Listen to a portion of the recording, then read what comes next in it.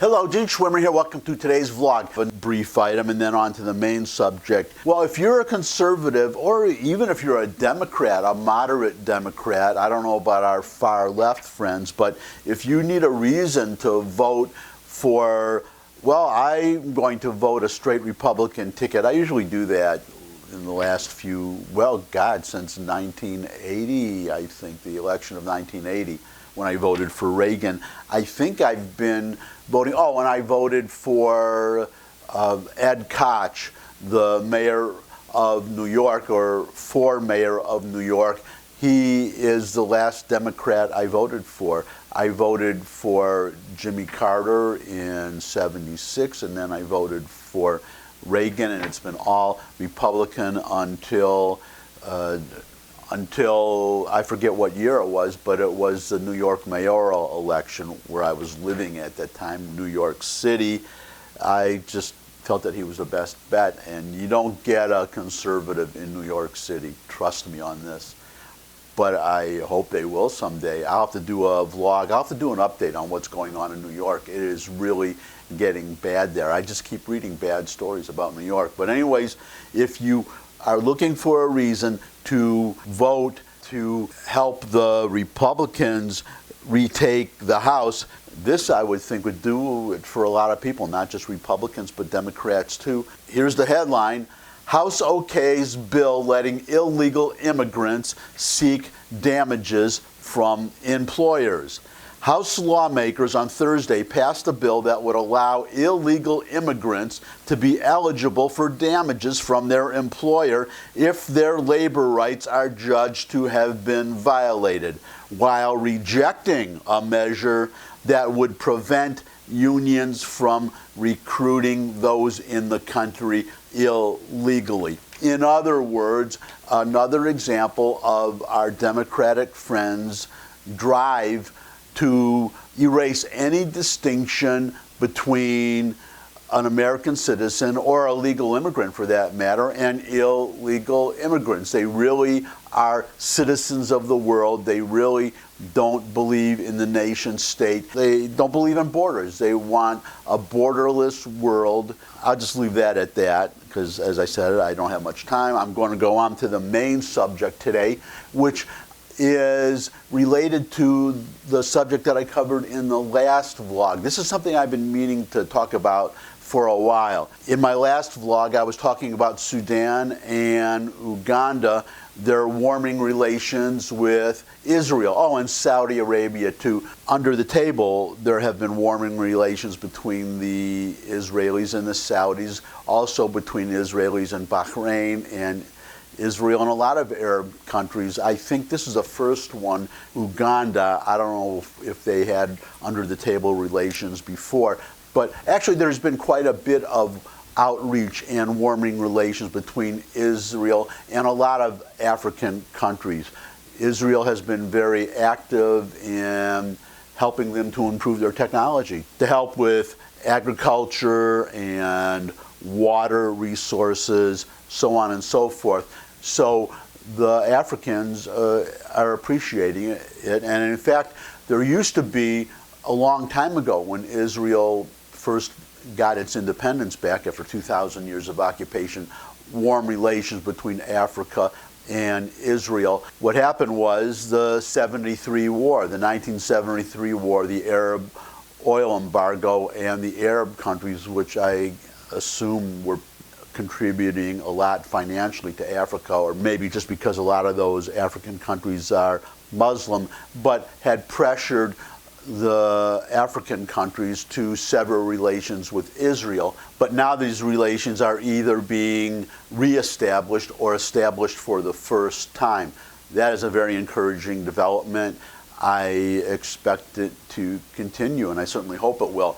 But what I want to talk about today, this is part of this outreach between Muslims and Israelis, or from Muslims to Jews. I've read a number of articles over the last couple of years, and one most recently, only a couple of days ago, I think, about Arabs, Muslims visiting the ruins of concentration camps in Europe. The intent is to understand the Holocaust, to understand the importance of Israel, and I want to say that I appreciate all that. It is a very nice, well appreciated gesture. But with all due respect, with all due appreciation, with the warmest of feelings, you are missing the point of the conflict or the differences between Israelis and the Arabs, or between the Jews of Israel and the Muslims. Well, not just in Arabia, but also in Israel. But I'm talking about Arabia right now, Saudi Arabia and the other countries. The point that you are missing is that Israel, the reestablishment of Israel, is not about the Holocaust. That was certainly a part of it. Obviously, if Israel had been liberated and independent in the 1930s, if Jews had a place to go, the Holocaust may not have even happened. But the point I'm trying to get at is that there are a lot of Muslims, probably most, who have conventional wisdom that Israel was reestablished because of the Holocaust, that is the reason for the reestablishment of Israel. Obviously, that was, I guess you could call it, a last straw, when Jews just got fed up with being strangers in strange lands, being the victim of other governments where they are a minority and not being able to govern themselves and to defend themselves. But my suggestion, what I really would like to see happen, and I've never read an article about this, is my Arab friends, and I have a lot of Arab friends here, by the way. One of my best friends is an Arab. But well, that sounds like, some of my best friends are insert name of minority, but he really is my best friend, one of my best friends. But to get back to the point, it's not so important, though I appreciate it, to travel from the Middle East all the way to Europe to visit a concentration camp, because that is not the point behind Israel. This is what you should visit. This is where you should go, and it's only a couple of hours away. You don't have to go to Europe. What I am talking about is to go to Israel, as a Saudi blogger or journalist did recently. Number one, to meet Israelis. And I don't mean just Israeli Jews, I mean Israeli Arabs too, most of whom are loyal Israelis. In fact, you could have read a lot of articles recently. I've read at least 3 of Arabs who are Arab Israelis who are apoplectic of the prospect of Trump's deal of the century, one element of that which is transferring part of the Arab area of Israel to the Palestinian Authority. They don't want to live under the Palestinian Authority, and why would they? I mean, why would you want to be oppressed, have no rights in the Palestinian Authority? You're much better off in Israel. Or as another Arab journalist whom I read a lot, Khaled Abu Toameh, I hope I'm pronouncing that right. He was once asked how it feels to be a second-class citizen in Israel, and his response was, I am not a second-class citizen in Israel, but if I were a second-class citizen in Israel, I would rather be a second-class citizen in Jerusalem than a first-class citizen in Cairo, Amman, or any Arab capital. What I would love and urge Arabs who want to build a bridge, an understanding with Israel, is to visit the Israel Antiquities Authority to look at relics thousands of years old, or even better, to participate in an Israeli architectural dig. There are a lot of those. You have university students coming from all over the world to participate in these digs. It would be really great to have some Arabs do it. And the reason for that is that the main cause of the conflict, especially among the Palestinians is a refusal to recognize not the Holocaust, but to recognize that Jews are the indigenous population of the land. Arabs came to the land, obviously from Arabia. They came in the year 638 during the Arab conquest. Jews have been there for 3,000 years. 80% were exiled 2,000 years ago by the Romans, but the other 20% have dwelt there continuously.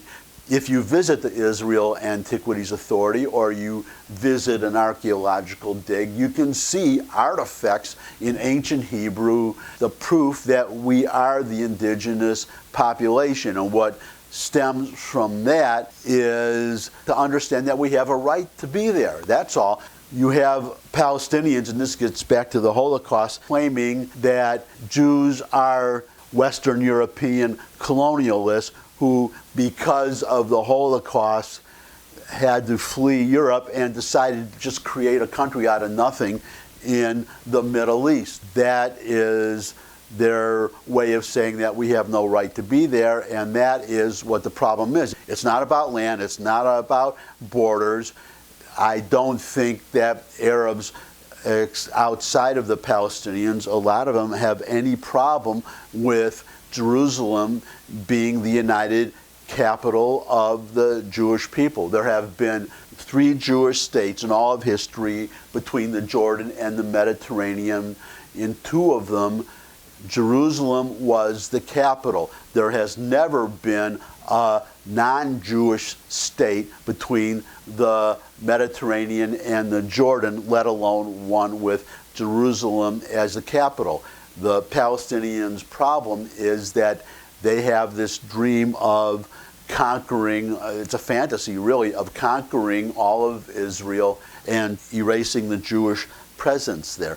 That is not going to happen, to state the obvious, which all of the surrounding countries, all of Israel's neighbors understand and have increasingly come to reconcile with. The only ones who haven't are the Palestinians in Gaza and the Palestinian Authority. What is most important is just to recognize that Jews want to be good neighbors, that they have a right to be there. Just recognize that, and really everything else can be resolved. And with that, I'm going to end. Thanks as always for stopping by. Thumbs up if you like this video. Share it with anybody you think would also like the video. You can put comments, if you have any, in the comment section below the video. You can also put in that very same comment section any questions you might have, suggestions for future topics. And you can subscribe. I love getting new subscribers. Subscribe, subscribe, subscribe. And finally, come back and see me again. I look forward to seeing all of you again. And until I do see all of you again, bye.